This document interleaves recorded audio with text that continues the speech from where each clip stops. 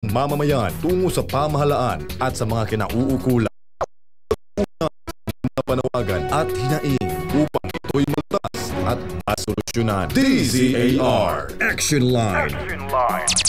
Maririnig mula Lunes hanggang Biyernes, alas 9 hanggang alas 10 ng umaga, kasama ang veterano sa larangan ng public service sa radyo at telebisyon, si Errol Dacame. Dito lamang sa DZAR Sunshine Radio. DZAR Action Line. Errol Dacame sa DZAR Action Line. Sa oras ng kagipitan, dapat agad may matatawagan ka. Sa panahong may kalamidad, kailangang may karamay ka, mapagtatanungan, mapagsusumbungan. Nananawagan ako sa sino man pong nakakakilala. Hindi naman ako kasama, dinamay po nila ako. Wala naman po akong ginawang mali, tinanggal po ako sa trabaho. Hira po ang mabili kong gamit, ayaw kong palitan. Darito na ang DZAR Action Line. Mabilis at agarang tugon sa mga karaingan, aksyong mangingibabaw, ang tama at katwiran, serbisyo publiko maaasahan. Kasama ang veterano sa larangan ng serbisyo publiko sa radyo at telebisyon. Subok sa pagtulong, ka-partner Errol Dacame.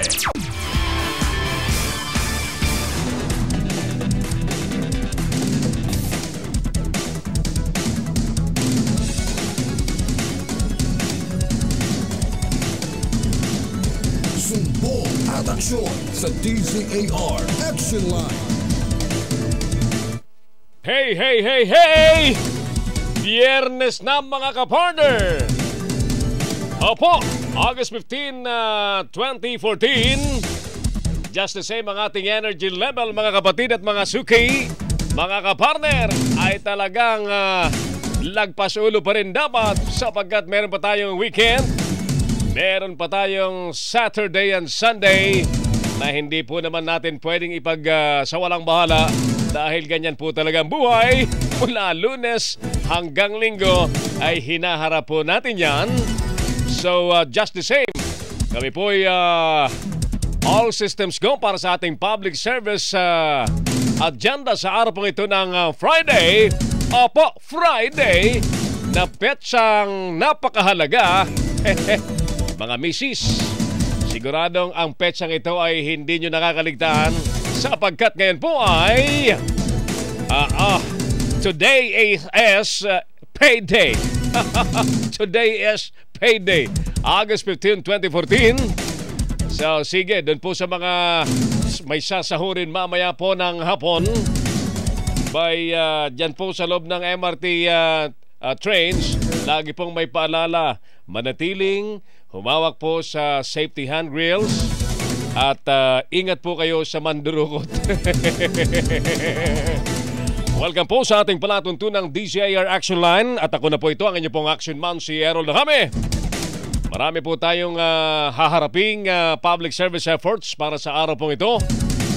Isa na po dyan ay ang paglilinaw po natin sa magiging papel ng GSIS sa nangyaring aksidente po dyan po sa MRT sapagkat ipinagwawagwagan po ng DOTC MRT na bahala na po ang GSIS sa pagsagot sa mga nasaktan at mga may damages dahil ang lahat ng pasahero according to them ay covered po ng insurance provided by the Government Service Insurance System, insured GSIS.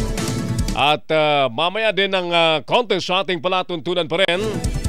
Again, I do a follow-up sa problemang ipinagkatiwala po ni Binibiding Lovelay Parilla, ang ating kababayang nag-OFW po sa Hong Kong.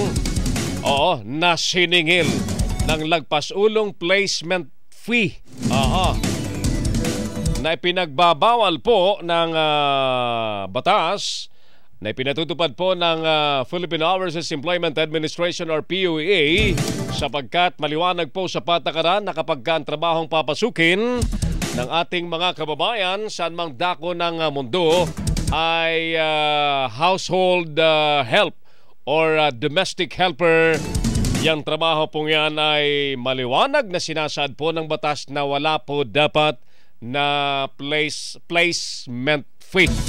Ayan, ang nangyari, 82,000 de pesos ang kinangkong ng agency ng pangalan po ay Trend Manpower Placement Agency na apparently dahil maraming problema, bigla pong pinalitan ng pangalan. Ngayon daw po ay Abraham Employment Agency na, kung hindi ako nagkakamali.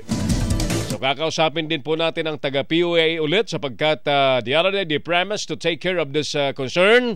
At siyempre, Biyernes na kasi ngayon, gusto ko po makausap ang sino man pong namamahala doon sa naturang ahensya nang sa ganun ay mapitik natin ang tenga kung kailangan pitikin. At mamaya din ng konti, of course, ipalilinaw din po natin sa Department of Health. Gandang araw po sa mga may kamag-anak at may mga pasyenteng nasa ospital pa. Kayo ba'y nakaranas ng tila baga panggigipit na hindi kayo tatanggapin sa loob po ng hospital o di kayo i-admit sa hospital dahil wala kayong hawak na pang down payment? Kayo ba'y nakaranas na ganyan? Kayo ba mga taga-DOH, ano ba talagang patakaran dyan? Merong issue ngayon na batang namatay somewhere there in Visayas area dahil hindi tinanggap ng hospital kahit emergency dahil wala daw pang down payment sa hospital. Kumusta ka naman na DOH Secretary Ona? Ano ba ang patakaran ninyo dyan at kailan nyo ba maipatutupad kung may patakaran man ano? Lahat yan sa ating palatuntunang DCAR Action Line. Sakaling may mga nais po kayong idulog na problema sa ating programa, ito po yung ating mga telepono. 985-9488 po 985-9488 and 836-3875. Samantala yung ating mga text lines. Mga text lines naman. Good morning kay Vice Mayor Isko Moreno. At goodbye na rin pala yung Chief of Police sa Caloocan City dahil nagkaroon ng Operation Doktor. Operation Doktor sa crime index, sa crime record. Yan sa Caloocan City, dinoktor daw. Ayon po sa balita. Ilan bagang mga chief of police pang may ganyan, ano? Meantime, ito po muna yung ating text line, 0942572541. Repeat, 0942572541 and 0926675653. Isa pa ho, 0927540221. Bilang painit muna sa ating palatuntunan, report muna tayo. DZAR Sunshine Radio Report. Tatlong testigo daw sa pagdukot at pagpatay sa Hapon at Pinay girlfriend sumuko na sa National Bureau of Investigation. Detalye, hatid na sa atin ni Kapartner June Samson. June. Partner Errol, hawak na nga ng National Bureau of Investigation sina alias Baroto, alias Bangos at isang hindi nagpakilalang lalaki na testigo sa pagkawala at pagpatay sa isang Hapon at Pinay na kasintahan nito. Isinalaysay ng tatlo ng mga miyembro sila ng grupong Guardians Brotherhood Incorporated at inutusan naman na sila ng kanilang master na itapon sa dagat malapit sa Polillo Island sa Quezon ang dalawang plastic na may bangkay ng tao. Nabatid na June 28 nung nawala si Yuji Okada at ang Pinay girlfriend na si Hanilin Sironay at ang itinurong suspect sa pagpatay ay ang mismong anak na babae ng biktima na si Ashley Okada, boyfriend nitong si Doniel de la Peña na ngayon ay nagtatago na sa batas.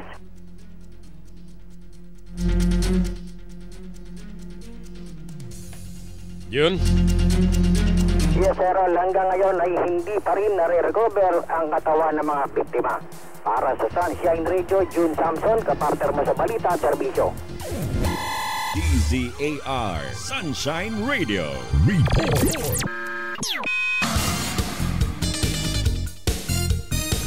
Thank you, June. Marami pa tayong pag-uusapan sa ating palatuntunan sa araw pong ito. So stay tuned. Yan lamang po kayo.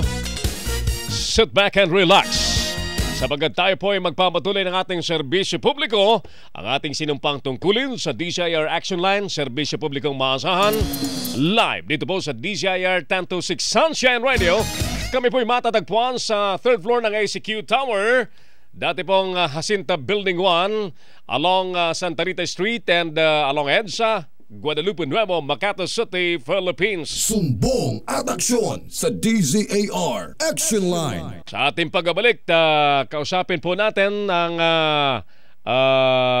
mga dapat nating makausap, ang PUA, ang mga taga-DOTC at ang taga-DOH. Abangan po ninyo sa pagpapatuloy po ng palatuntunang DZAR Action Line. Samantala, kaibigan, ang bahagi pong ito ng ating program ay hatid pa rin po sa atin ng Philippine Charity Subsix Office at ng Social Security System. Errol Dakame sa DZAR Action Line.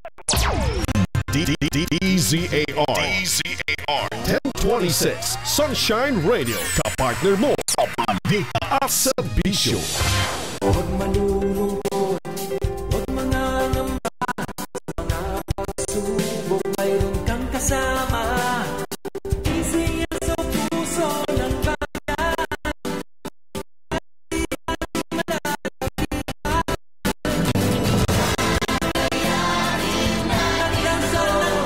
PCSO, Pusong Pilipino, Pusong Panalo. Tangkilikin natin ang Lotto, Sweepstakes at Small Town Lottery ng PCSO para buong bayan panalo. Mga retiree, pensioner ng SSS, AKOP na o Annual Confirmation of Pensioners Program. Annual check ito para siguruhing matatanggap ng tamang benepisyaryo ang tamang benepisyo. Paalala, ang bagong AKOP schedule ay birth month na ng SSS member o ng deceased SSS member. Magsadya sa inyong designated depository bank o sa alinmang SSS branch. Tandaan, AKOP o Annual Confirmation of Pensioners Program. Find out more. Go to sss.gov.ph. Mga kapartner at sa mga masugid natin 1026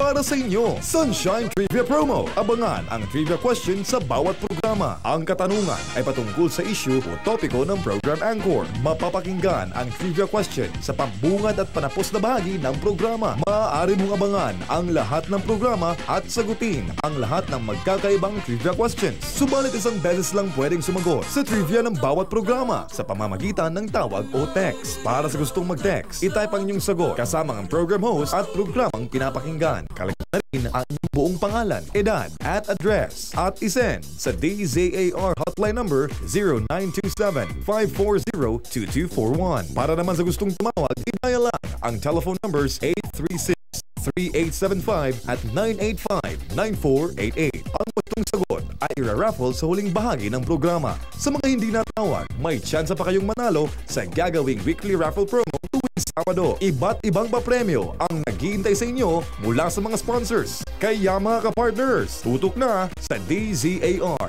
1026 Sunshine Radio. Muling nagbabalik si Errol Dakame sa DZAR Action Line. Tuloy tayo sa ating palatuntunang na nanatiling may malasakit at lagi pong handang tumulong, DZAR Action Line. As promised mga kapatid, we're gonna do a follow-up sa pinagkatiwalang problema po ni Binibining Lovelay Parilla, ang OFW na pumunta po sa Hong Kong pero pinalakol po ng 82,000 pesos na placement fee ng isang agency po dyan sa Maynila. At maliwanag naman na mahigpit na pinagbabawal po yan ng batas na pinatutupad po ng gobyerno through Philippine Overseas Employment Administration or POEA, ang mga taga-OWA at ang Department of Labor. Kung ready na si Lablea, kausapin natin kung ano ang nangyari doon sa promisa ho ng taga-POEA na aayusin nila ang naturang usapin.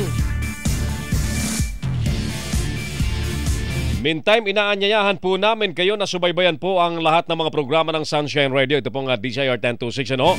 Mula umaga dapat hanggang gabi. Lalo na po ang programang kapartner mo, kaibigan, bago ito eh. Ito po ang pinaka-controversial na programa sa gabi. Diskubrihin niyo po, kapartner mo, kaibigan. Nagmumula po yan alas 10 po ng gabi hanggang alas 12. Abangan po ang mga istorya ng buhay ng ating mga letter senders at mamayang gabi, they will start at 10:30. Welcome na welcome po ang inyong mga payo. Pwede ko yung magpayo. Mga listeners, pwede kayong magpayo. Ganyan din po sa ating programang House of Hits. Mamaya pong 1:00 ng hapon. Pakinggan niyo po ang mga featured artists na sumikat noong 60s hanggang 80s. At kung may nais po kayong batiin mamaya, di kayo mag-request po kayo ng paborite niyong kanta. Favorite songs. Tinitiyak ko po sa inyo, yan po ay mapapatugtog mamaya po. Yan po sa programang House of Hits. 1:00 po ng hapon. Well, ito pa rin po ang inyong programang DCIR Action Line. At ulitin ko lamang po yung ating mga text lines na 0927-540-2241. Yung ating landlines naman ay 985-9488. At yung isa pang landline po natin ay 836-3875. Doon po sa mga may computer connection, may internet services pa, hindi pa pinuputulan ng internet services. You can log on and you can watch us doing the program live. Ito po si Errol na kami, ang inyo pong action man. Silipin niyo po sa ating website na www.dcir1026.com at pwede rin po sa www.sunshinetvradio.com at pwede niyo rin po kaming sundan sa Twitter account natin na at DCIR1026. Areglado? Sige. You can also email me. Pwede niyo po akong i-email ultimatum_13@ymail.com. Yung itong isa nating email, inaayos pa namin ni James. By the way, ito pong mga programa po natin, pwede niyo pong balikan. Ginagawa na po nila Ian tsaka ni Mar. Pwede niyo pong i-review ulit, panoorin ng live. Ini-upload na po natin ito sa Ustream. Yung ating programang Action Line sa DCIR. Recorded po ito ngayon para mapanood niyo po. Halimbawa na busy kayo ng konti, mamaya pwede niyo pong balikan. Sumbong at aksyon sa DZAR Action Line. Baka ready na si Lableya. Kausapin na natin para malaman natin sa ating program kung ano ang nangyari doon sa promisa po ng POA na siya po i-aasikasuhin. Mamaya din ng konti within our program, kukumustahin po natin yung mga programa ho ng DOTC sa sinasabi po nilang sagot sa napakatinding problema po sa trapiko sa Metro Manila. Kasi, kapag kinakausap po natin ang mga namamahala sa trapiko, isa po ang sinasabi ho nila.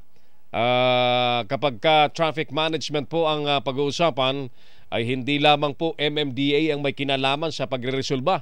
Kasama po nilang DOTC, ang LTFRB, ang LTO, MMDA, of course, DPWH because it involves infrastructures. Dati-rati kasi nung panahon po ni Bayani Fernando, lapong ganitong problema masyado at tinanganan kasi ng MMDA din, pati na yung public works function dito po sa Metro Manila kasi true enough na ang maintenance po ng mga kalsada, ang baha ay may direktang epekto ho sa daloy ng trapiko dito po sa Metro Manila. Well, Metro Manila kasi ito po yung sakop ho ng Metro Manila Development Authority. But, similar situation also happens in key cities in the country. Cebu, sa Baguio, sa Davao. Kung anong problema po natin sa Metro Manila, ganoon na rin po ang nagiging problema. Similar problem sa mga key cities. May traffic na rin sa mga mayor na lungsod na iba pa sa ating bansa. Dapat alam mo. May follow-up din po tayong gagawin sa Department of Health patungkol po sa patakaran nga ho ng paghingi, pagre-require ng mga hospital, mga pagamutan sa sino mang pasyente na nais magpagamot na magbigay muna ng down payment na nire-require po nila bago nga po i-accommodate ang isang pasyente. And as I've mentioned a while ago, meron pong batang namatay sa Butuan City area dahil hindi ho tinanggap ng hospital sa rason na hindi ho nakapagbigay ng down payment. Attention, Secretary Ona, at attention, Dr. Lyndon Oy. Hindi pa raw ito alam ni Dr. Lyndon. Nagkalat na ito sa telebisyon, sa radyo at sa dyaryo, hindi pa alam ng DOH. So ipapaalam natin. At I'm pretty sure minsan din sa inyong buhay nakaranas din kayo na nagtangka kayong magpa-hospital, but wala kayong dalang pera, na-deny po kayo at baka napaaway pa kayo. Sigurado yan na nakaranas po kayo ng ganyan, ano ho? Kung may karanasan po kayong ganyan, tawag po kayo 985-9488 at 836-3875. At ang mas matindi ho dyan, kung ang may gawa po ng ganyan ay public hospital pa. Kapag ka public hospital pa ang may gawa ng ganyan, pag diniman ho ng down payment sa pasyente bago gamutin, yung mga taong ganyan ay wala pong karapatan na manatili pa kahit isang segundo sa ganyan pong uri ng propesyon. Sumbong at aksyon sa DZAR Action Line. Tuloy tayo.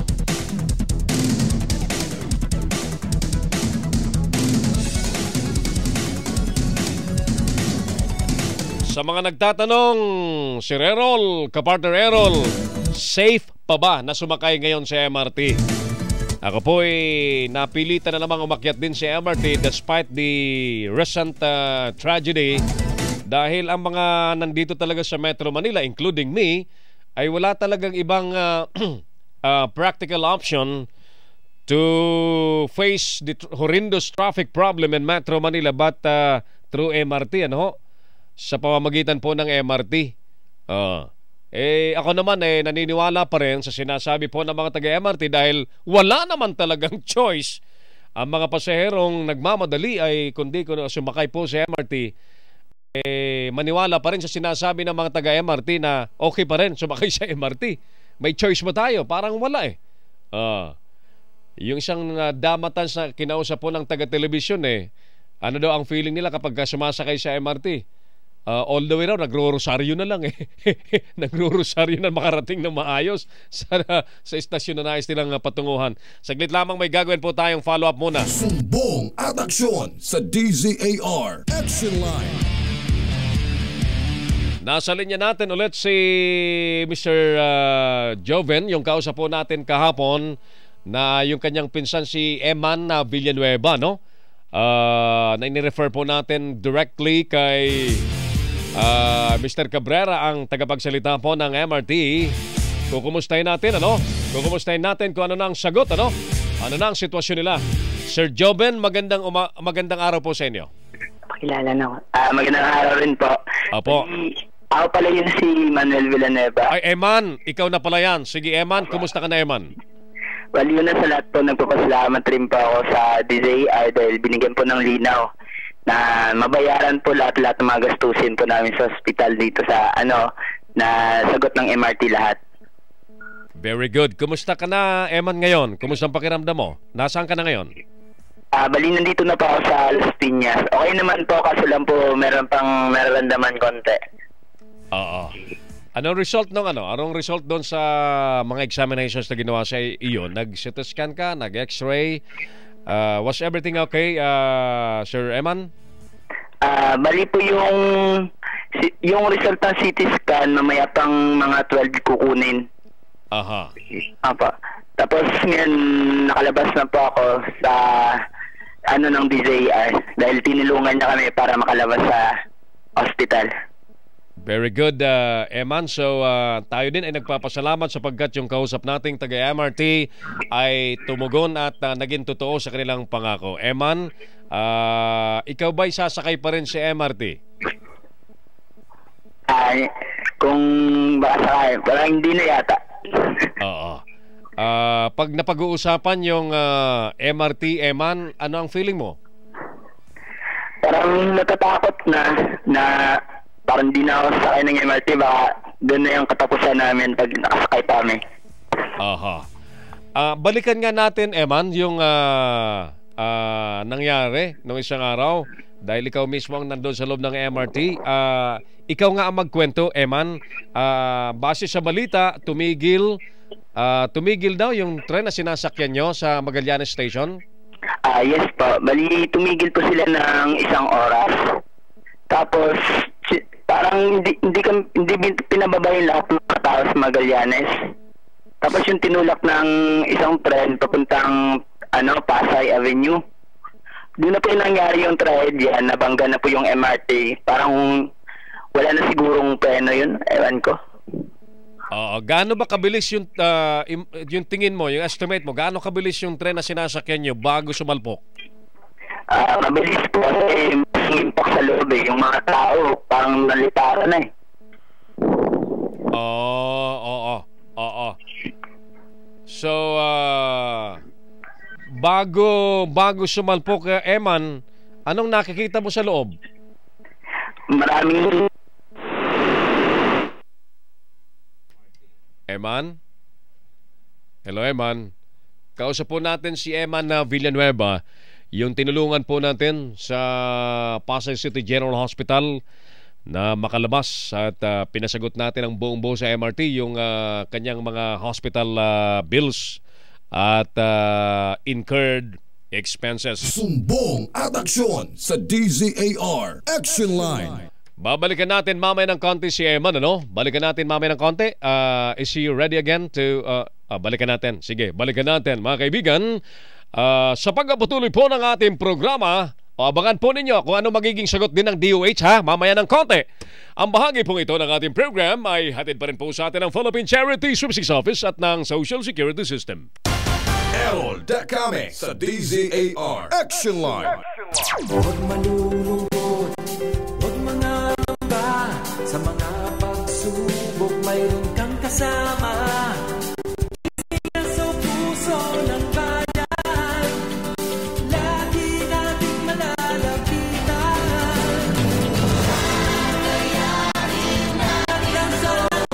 PCSO, Pusong Pilipino, Pusong Panalo. Ang pusong panalo.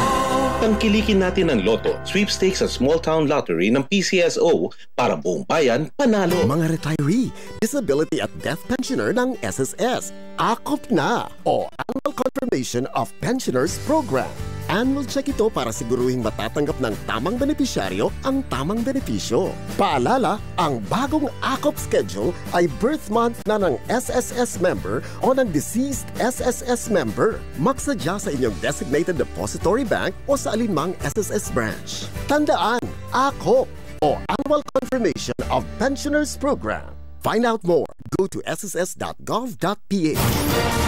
Now on its 5th year, one of the largest business awards events in Asia is ready to accept nominations.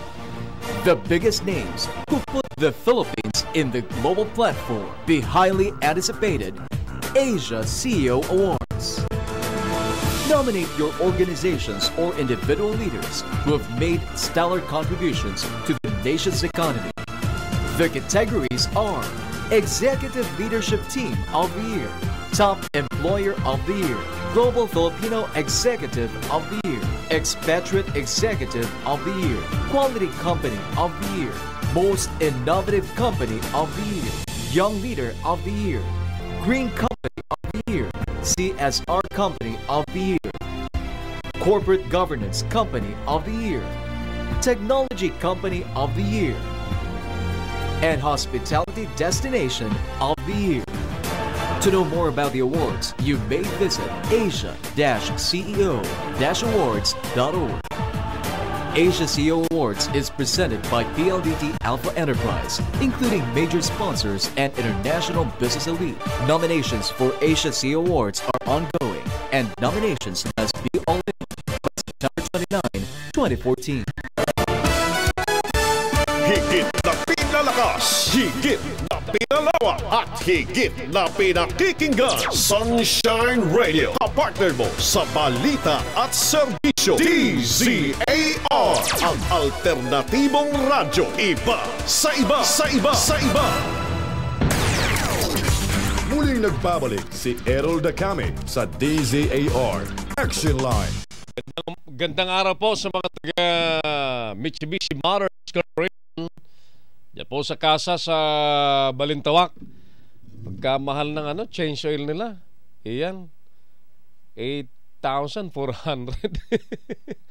No choice eh. Oo. Yung aming allowance ni Alex napunta sa change oil ngayong umaga. Teka muna. By the way, may kakausapin din tayo at ongoing na yung mga nominations dyan sa Asian CEO Awards, diba? Ako, tingin ko, ang ating mahal na pastor qualified dyan sa awards na yan. Maraming categories baka nakikinig si Miss Rebecca Bustamante, yung CEO ng awards na yan din. I'm nominating our good pastor for a certain category there. Sige. Doon po sa mga nakikinig sa atin na tingin po ninyo ang inyong mga boss ay qualified sa parangal na ganyan, i-nominate po ninyo. Tawag po kayo rito. Tanungin nyo si Troy. Tawagin nyo si Troy. Tanungin nyo kung paano makadali ng form dyan, para sa awards na yan. Yan naman ay magandang pang-encourage yan so that companies will do their best also to not only to ensure revenues but to take care of their partners, especially ang pinakamahalagang partner po ng mga negosyo ay ang mga workers, mga empleyado. Sumbong at aksyon sa DZAR Action Line. Balikan natin si Sir Eman Villanueva sa biktima ho ng trahedyan sa MRT. Sir Eman, magandang araw ulit. Magandang araw rin po. So, yung kwento mo bago sumalpok, few seconds bago sumalpok, ano nga ulit, Sir Eman, ang nakita mo, nasaksiyan mo? Bali nakita ko yung mga matatanda saka yung ali na bali yung balikat. Tapos ako naman po, bali natamaan po ako sa ulo na sa upuan, yung bakal. Nagpanik ba yung mga pasahero, Sir Eman, sa loob? Opo, marami po nagpanik. Nagsisigawan, for sure. Opo, nagisigawan po sila, kaya akala nila nga patay na sila Gaano ba ka puno yung tren na nasakyan, yung itinutulak ng isa pang tren? Bali marami rin po kasi maraming tumatayo at maraming po mga matatanda. So, yun na nga ang nangyari. Few seconds from that moment ay sumalpok nga yung tren na sinasakyan nyo. Sir Eman, at least okay ka na ngayon. Nakauwi ka na sa bahay nyo. Kumusta ang pamilya mo din? Okay naman po sila na nagpapasalamat rin sila una sa lahat sa DZAR dahil binigyan ng linaw sa MRT na nabayaran lahat ng mga pangailangan dun sa ospital. Salamat po sa DZAR. Sir Eman, kami din ay nagpapasalamat sa inyong pagtitiwala sa DCIR 1026 Sunshine Radio at kami ay laging handang tumulong sa sino man na may pangangailangan, Sir Eman. Sige po, marami rin po salamat, sir. Magandang araw po sa inyong lahat at sa mga taga Las Piñas City. Sir Eman, thank you. Sige po, thank you rin po. Sumbong at aksyon sa DZAR Action Line. Yan ang aksyon! Saludo kami!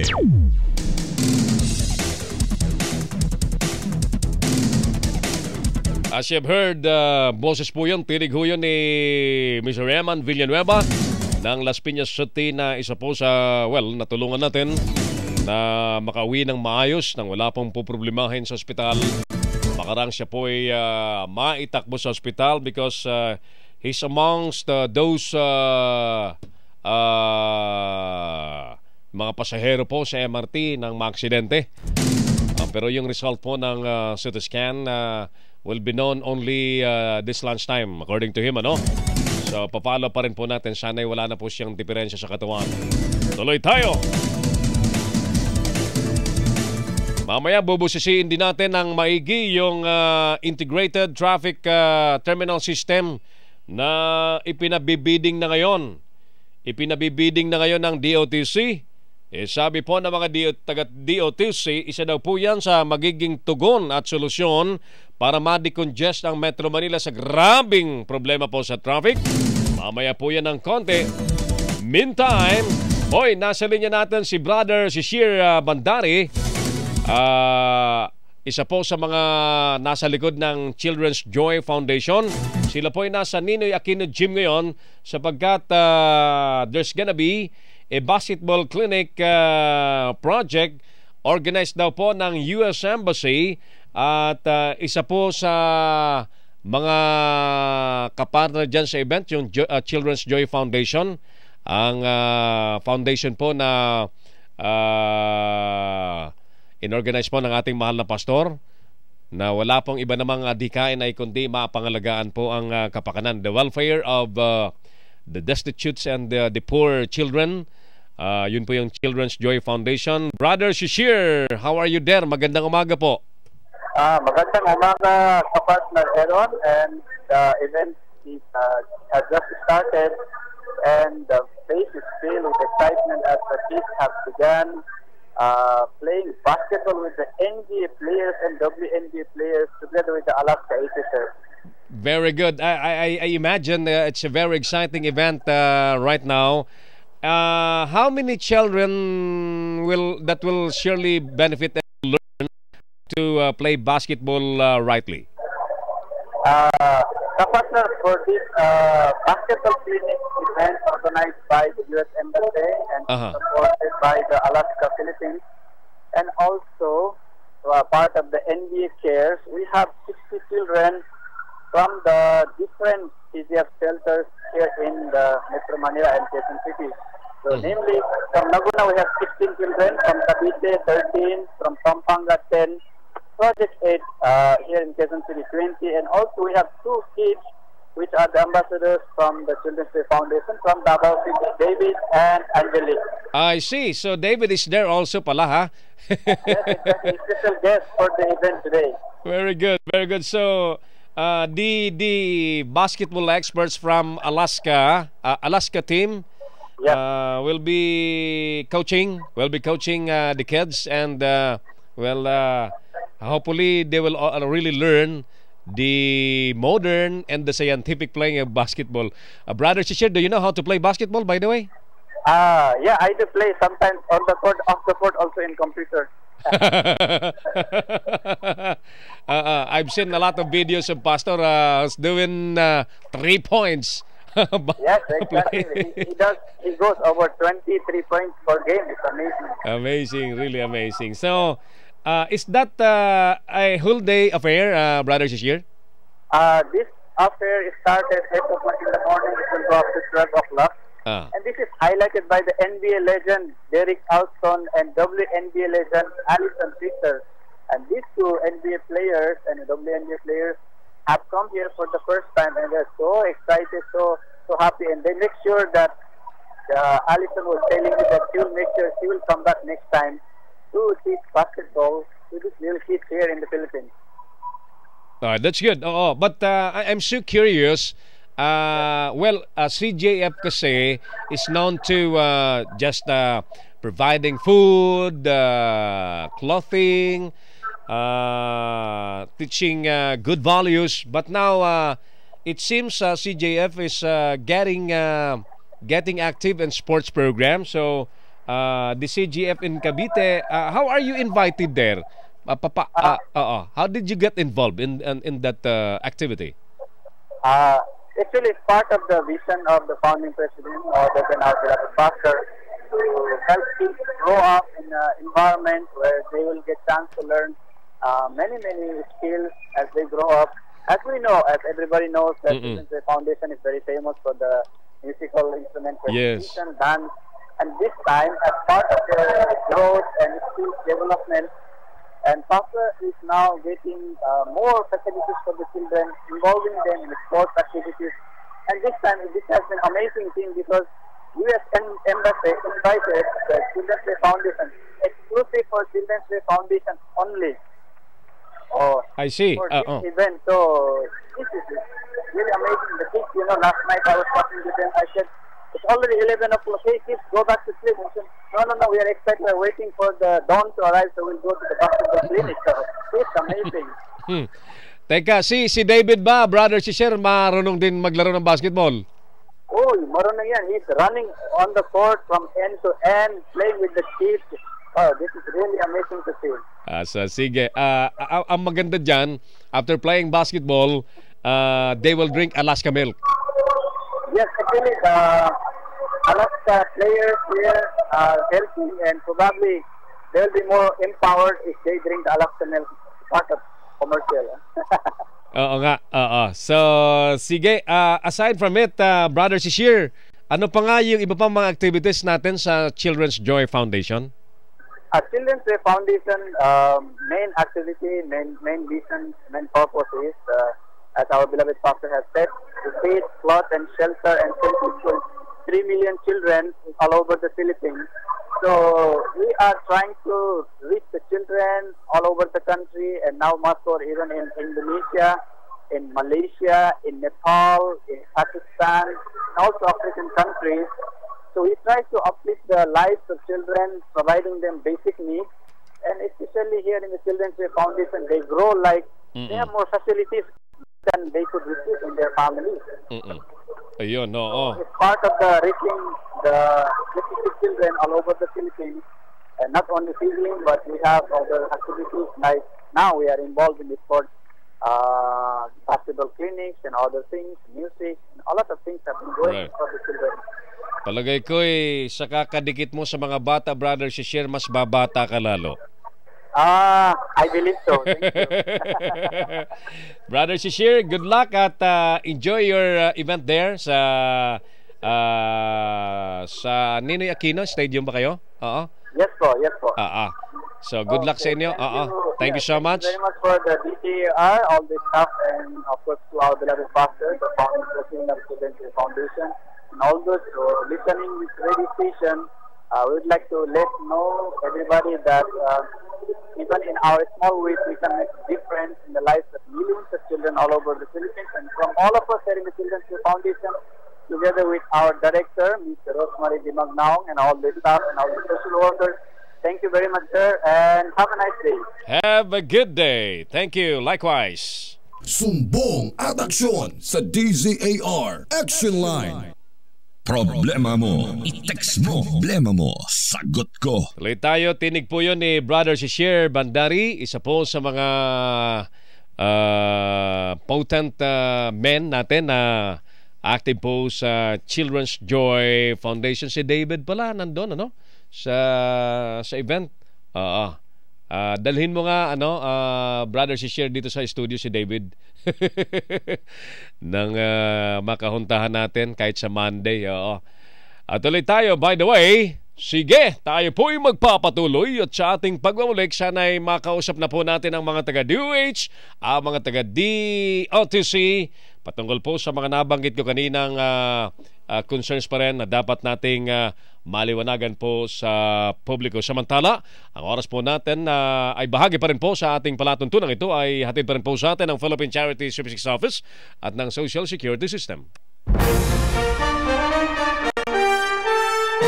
Ito ang DZAR Sunshine Radio, Jess 26 sa pihitan ng inyong mga radyo.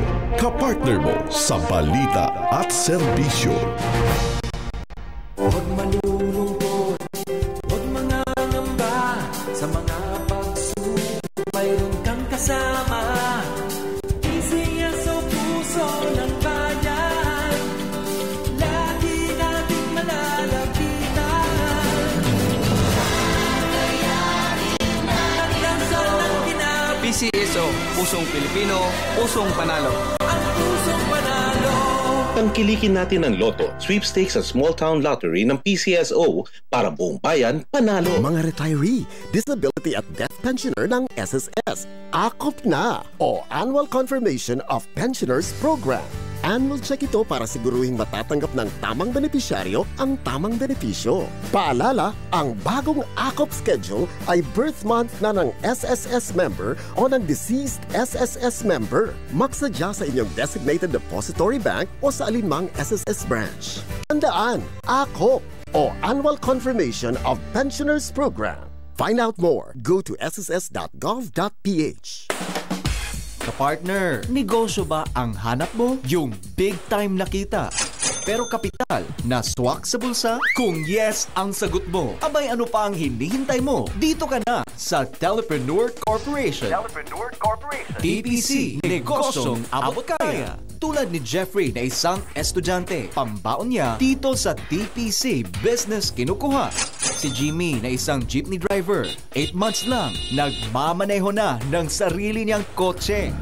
At si Leo na dating call center agent, dito lang sa TPC nakamit ang kanyang financial freedom. Kaya't huwag ka nang magpatumpik-tumpik pa. I-dial mo na agad ang cellphone number na 0930-123-2500 o 0920-629-9254 at hanapin si Eileen Overna para malaman mo ang tungkol sa negosyong ito. Tulad ni na Jeffrey, Jimmy at Leo, tiyak nagiginhawa rin ang buhay mo sa TPC Negosyong Abot Kaya. Join na dahil atin ito kapartner. TPC Telepreneur Corporation. One company, one network, one TPC.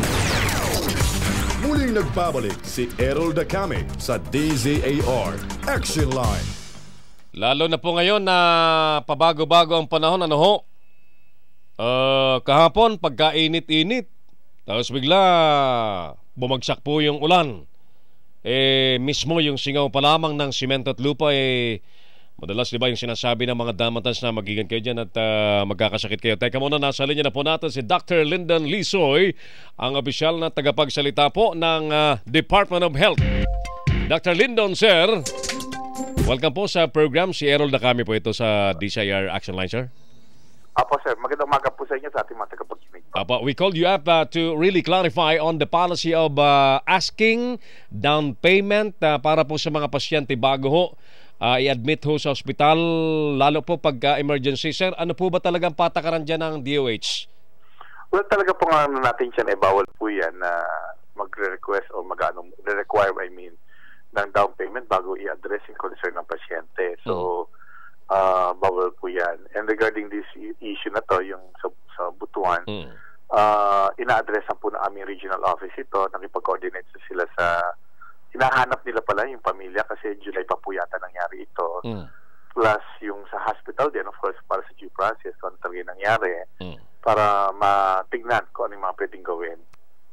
Opo. So that would be for the specific complaint. Pero sir, talagang the practice whether especially yung mga nasa private hospital po talagang bago i-admit, they are requiring the patient to pay down payment. Medyo tayo dyan, sir? May gray area po tayo dyan. May patakaran ba talaga? May penalidad ba kapag ginagawa po yan ng mga hospital? Well, mayroong talagang patakaran na bawal talaga ang ganun para bago nag-require ng down payment bago i-admit ang pasyente. Pero sir, kasi ganito para magkaroon po tayo ng mas malinaw na picture sa nangyayari. Totoo at marami tayong may mga narinig tayong mga ganyan na sabihin ng require ng down payment na ganito bago i-admit. But from our end kasi sa Department of Health, kung may matanggap man kami na complaint talaga, na talagang pinrasis na complaint, isa o dalawang complaint lamang po. So, hindi po talaga na, siyempre, kumbaga sa amin, not until really we get to receive a complaint, talagang formal, na para may address po natin. Kaya we encourage naman the people na gawan po talaga nila ng complaint para mabigyan talaga ng karapatang action po. Opo. Just in case napatunayan ba, Dr. Lindo, na ganun nga po ang ginawa ng isang hospital, may ginawang gano'n o may practice na gano'n ano ba specific na parusa ho dyan? Well, although I'm not quite privy yet now kasi nasa labas po ako nung inano itong interview na ito. But definitely may sanction po yan kung anong pwedeng say ilagay o i-implement sa ganito klaseng complaint. Kung syempre we have to go through the process at tignan po natin yung not that we do not want to cite to anyone. Pero syempre gusto natin makita din kung talaga bang may liability ang ospital. Ano po ba talaga nangyari? Alam po ba ng ospital? Maaling hindi alam ng ospital, baka naman isang empleyado lang ang pwedeng ganun din po So talagang lahat yan ay kailangan tingnan po.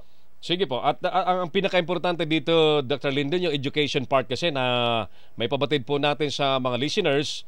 Talaga ang pagkakasakit ho kasi, sabihin man natin bawal magkasakit, doctor, sumasapit din talagang panahon na ang tao po ay nagkakasakit. And ako po madalas ding napapagawi sa mga hospital at talagang nakakaranas po tayo na bago i-admit may down payment. So that's why we made an effort na makausap nga po kayo so that once and for all i-clarify natin ano ba talaga ang patakaran dyan. Kasi well, good enough for those who can afford, no?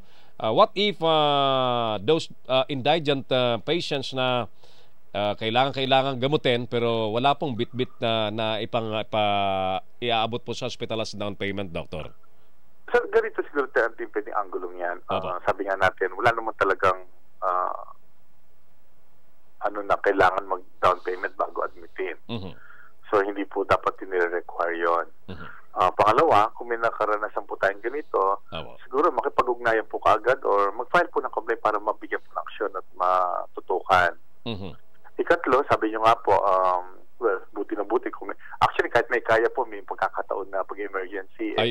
Wala ka rin dalang cash. Tama po, tama. tama. Nangyari dito. Opo. So, but then, of course, kung magkakaproblema tayo, sabi nga namin, ino-offer naman namin ng aming mga government hospital na are more than willing to really address yung mga pasyente at mga kailangan naman po. So, sige, Dr. Lyndon, at least mula po sa inyo, sa ngalan po ng DOH ay nililinaw niyo po na bawal sa mga hospital ang mag-require ng down payment bago i-admit. Yes po. Alright. Doctor, you still have the chance. Baka may nais pa ho kayong i-anunsyo, no? Na nais po may sa publiko. Nakikinig po ang ating mga listeners sa buong bansa. Well, although release lang tayo dito sa issue ng down payment. Sige po. May mga kampanya po, lalo ngayong tagulan, may mga sakit po na dala ng tagulan, wala ng dengue, na batayan po natin na siyempre hindi natin alam kung baka biglang tumastig po ito, na siyempre habang nag-uulan kung kaya naman gawa ng paraan ng mga tao para hindi tumaas ang bilang ng kaso ng dengue. And of course, that would end up like makakasakit tayo, mga hospital na naman. So, i-issue naman natin ulit ang gagasto sa pamilya. Leptospirosis, mga trangkas at mga waterborne infections na dapat patutukan din po ngayong tagulan. Dr. Lyndon, salamat po sa inyong oras, sir. Magandang araw po at ingat po kayo sa trabaho po ninyo, sir. Maraming po salamat at tumubuhay po kayo. Sumbong at aksyon sa DZAR Action Line. Ayan, mga minamahal po naming may-ari po ng hospital. Marami po akong kaibigan mga doktor na may hospital, ano ho? Dito po sa Pasig yung aking kumpadring si Dr. Rex Barbosa, may sarili pong hospital. At marami tayong mga kaibigang mga direktor ng hospital. Ito po ay mabuting naliliwanagan sapagkat para bagang naging normal practice talaga ng mga pasyente bago po tanggapin at i-admit sa hospital, obligado po na magbayad ng down payment. Pinakamahina po, 5,000 O dyan sa Fatima Hospital sa Valenzuela City, 5,000 kagad ang hihingin siyang down payment pagka gusto mong pa-hospital ho dyan. At may tinatawag po silang progress billing. Araw-araw padadala ka ng bill. Sisingilin ka bago ka gamutin, bigyan ng sunod na gamot, magbabayad ka na muna, mga ganyan. And I'm pretty sure you have your own stories, ano ho? Sa mga nakikinig po sa atin na once in a lifetime na hospital na rin, ano ho?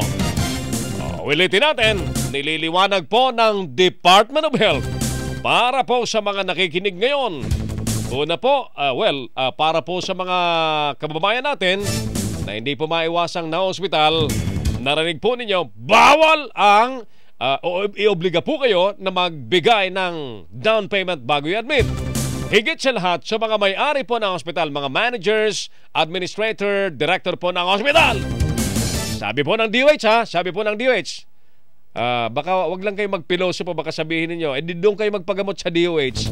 May ganyan narinig namin kay Errol na kami sa Action Line bawal humingi ng down payment. Gusto nyo baka sagutin nyo na gusto nyo kay Errol na kami kayo magpagamot. Pag yan po ang sagot sa inyo, sabihin nyo po sa akin at tataplungin natin. Well, mamaya po ng mamayang gabi, inaanyayahan po namin kayo na pakinggan po mamayang gabi ang Kapartner Mo Kaibigan. Mamaya pong alas 10 po ito, alas 10:30 po ito ng gabi. Isa pong napakagandang programa na naglalahad po ito ng mga kwento ng buhay istorya po ng buhay, may mga letter sender po tayo, at higit sa lahat doon po sa mga namumroblema, may payo po kayong mapapakinggan. So, mula po alas 10:30 hanggang alas 12 po yan ng gabi. Kapartner mo, kaibigan. Gayon din po sa ating programang House of Hits, musical program po ito, alauna hanggang alas 3 po ng hapon. Abangan po ang mga paborito po ninyong mga artists na sumikat ng 60s and 80s. At siyempre, para mas makulay, may batian, may request and dedication po dyan. Ayan, ang pinaka-tinig pong makakasama po ninyo si MJ Mondihar. Araw-araw po yan, 1 to 3 in the afternoon. Dito po sa DCAR 1026 Sunshine Radio. Siyempre, ito pa rin po ang inyong paboritong programang inaabangan araw-araw, ang DCAR Action Line.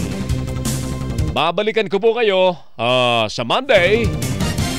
At ako po ay pansamantalang nagpapasalamat na muna sa mga sumabay po sa ating pagtatanghal. Sa mga nagbigay buhay po ang ating mga piloto po sa ere. Mga piloto po sa ere. Mas matindi po ito sa mga piloto ho ng PAL. Si Ian, si Mar, si Tomas. Kumusta naman yung ano mo? Ay, Tom, yung misis mo. Okay na. Sige, areglado. Pagka hindi pa na-areglado, ipa-action line mo. Nakalan po ng ating mga kasama po sa Public Service Department. Si Binibining Giselle Babila, si Danny Santos, si Joy, at iba pang mga kasama po nating nasa Public Service, si partner Tony Cuevas. Nakalan po ng ating station manager, si Kuya Paulo Calso. Higit sa lahat, in behalf of our beloved Pastor Apollo C. Kibuloy, President CEO of SMNI, ako po ang inyong action man, si Errol Dacame, mananatiling inyo pong kakampi. Errol Dacame sa DZAR Action Line. Sumainyo ang isa na namang paglilingkod bayan ng DZAR Action Line. Abangan muli bukas. Maraming salamat sa inyong pagtangkilik at pagsubaybay.